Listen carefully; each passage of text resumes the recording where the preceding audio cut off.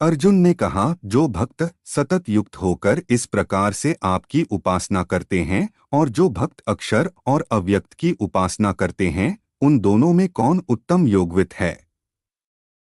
श्री भगवान ने कहा, मुझ में मन को एकाग्र करके नित्य युक्त हुए जो भक्तजन परम श्रद्धा से युक्त होकर मेरी उपासना करते हैं, वे मेरे मत से युक्ततम हैं, अर्थात श्रेष्ठ हैं। इंद्रिय समुदाय को समय प्रकार से नियमित करके सर्वत्र संभाव वाले भूतमात्र के हित में रत वे भक्त मुझे ही प्राप्त होते हैं।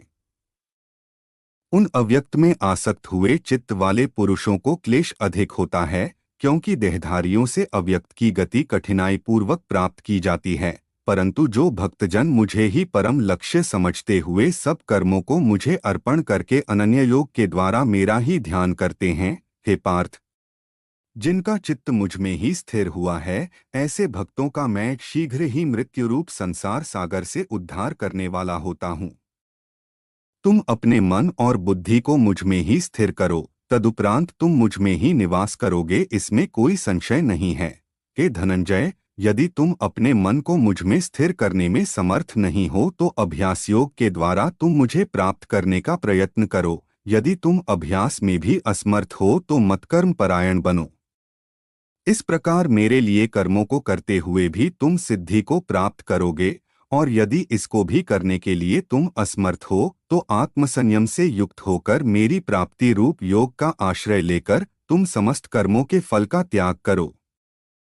अभ्यास से ज्ञान श्रेष्ठ है, ज्ञान से श्रेष्ठ ध्यान है, और ध्यान से भी श्रेष्ठ कर्मफल त्याग है। त्याग से तत्काल ही शांति मिलती है। भूतमात्र के प्रति जो द्वेष रहित है तथा सबका मित्र तथा करुणावान है, जो ममता और अहंकार से रहित, सुख और दुख में सम और क्षमावान है, जो संयतात्मा दृढ़निश्चयी योगी सदा संतुष्ट है, जो अपने मन और बुद्धि को मुझ में अर्पण किए हुए है, जो ऐसा मेरा भक्त है, वह मुझे प्रिय है। जिससे कोई लोक अर्थात जीव व्यक्ति उद्वेग को प्राप्त नहीं होता, और जो स्वयं भी किसी व्यक्ति से उद्वेग अनुभव नहीं करता तथा जो हर्ष अमर्ष भय और उद्वेगों से मुक्त है, वह भक्त मुझे प्रिय है।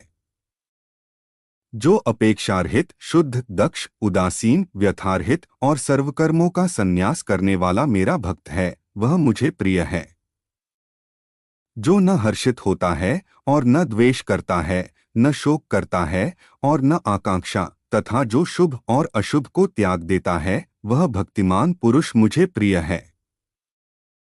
शीत उष्ण में समता अर्थात इंद्रियों का अपने अपने विषयों से संयोग होने पर अंतःकरण में कोई विकार न होना, जिसको निंदा और स्तुति दोनों ही तुल्य है, जो मौनी है, जो किसी अल्प वस्तु से भी संतुष्ट है, जो अनिकेत है, वह स्थिर बुद्धि का भक्तिमान पुरुष मुझे प्रिय है।